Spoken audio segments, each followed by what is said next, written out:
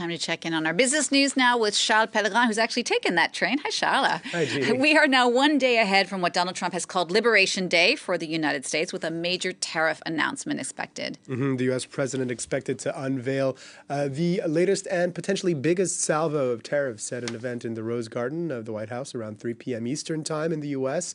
On Wednesday, he's already enacted tariffs targeting specific countries like China or Canada, but this time all countries will be targeted by what he has referred to as reciprocal tariffs, meaning that he's promising to impose import duties at a level equivalent to what he estimates they impose on U.S. goods entering their markets.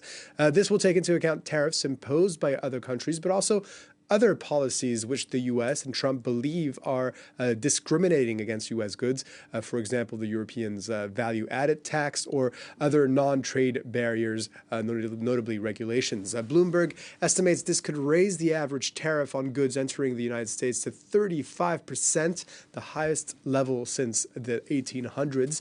This possibility has rattled global markets, and Trump tried to soften expectations when he spoke to the press on Monday. We are going to be very nice by comparison to what they were. The numbers will be lower than what they've been charging us, and in some cases maybe substantially lower, but we sort of have a world obligation perhaps. But we're going to be very nice. Relatively speaking, we're going to be very kind. Shah, what more do we know about why Donald Trump is doing this and what the impact could be? There's a lot of different reasons that are put forward, which contributes to the sort of the cloudiness of understanding what's happening here. Trump is extremely concerned about trade imbalances with the U.S.'s major trade partners. He believes that trade should be equal so that an equivalent amount of goods should be flowing in either direction. So with these measures, he's hoping to rebalance global trade and in that process, bring manufacturing jobs back to the United States. A number of other arguments have been put forward, notably gaining leverage in negotiations with specific countries or raising revenue for the government. But the actual impact of these tariffs could prove counterproductive. In a note shared by Goldman Sachs over the weekend, the U.S. bank has increased the likelihood of a recession in the U.S. over the next 12 months to 35%. From 20% previously, and also cut its forecast for GDP growth this year by 0.5 percentage point to 1.5%. The impact on Europe could be even stronger, with the bank expecting stagnating levels of growth for the final 3 quarters of 2025.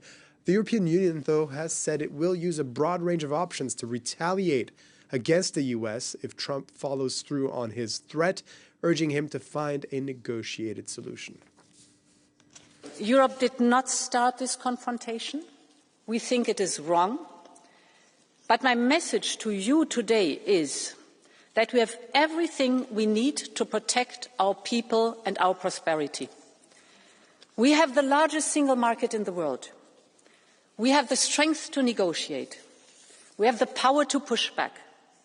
And the people of Europe should know that together we will always promote and defend our interests and our values, and together we will always stand up for our Europe.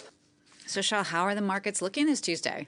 Well, they're actually rebounding in Europe and around the world compared to what was a really pretty chaotic Monday and ahead of that tariff announcement on Wednesday. Some good news for the euro area was inflation cooling to 2.2% in March, closer and closer to that ideal inflation level of 2% that's required by the European Central Bank. Now, in the meantime, Japan is one of a few U.S. allies seeking exemptions to these tariffs. On Tuesday, Prime Minister Shigeru Ishiba said his government is trying to convince Washington to exclude the Japanese automobile sector from tariffs on car imports already announced by Trump. Auto manufacturing and exports to the U.S. are crucial to the Japanese economy. As one of America's closest military and political allies, Tokyo is arguing that it should be considered an economic ally as well. Brian Quinn has more. A growing sense of urgency in Tokyo as Japan braces for new tariffs on its exports to the United States. Prime Minister Shigeru Ishiba says his government is doing everything it can to convince the Trump administration to leave his country off the target list.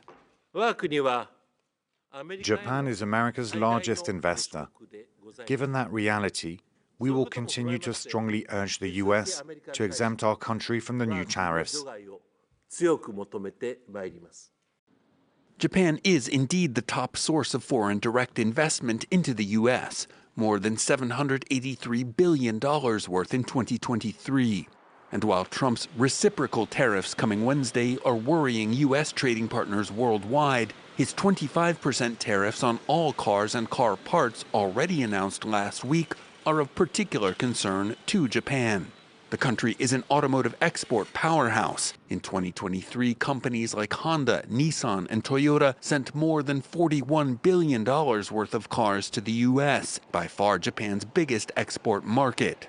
And Tokyo has a case to be made. Washington is putting increasing importance on its geopolitical alliance with Japan as it pivots its security focus to the Indo-Pacific region. But with a smooth trade relationship under Trump far from guaranteed, Japan is seeking to strengthen trade ties with neighbors like South Korea and U.S. adversary China, with a top-level summit held in Seoul over the weekend. Trump says he expects his tariffs to bring some $5 trillion in investment into the U.S. and that he favors a big and simple plan, meaning exemptions, even for close allies, may be unlikely. Charles Pellegrin with Business. Thank you so much for that. All right, coming up.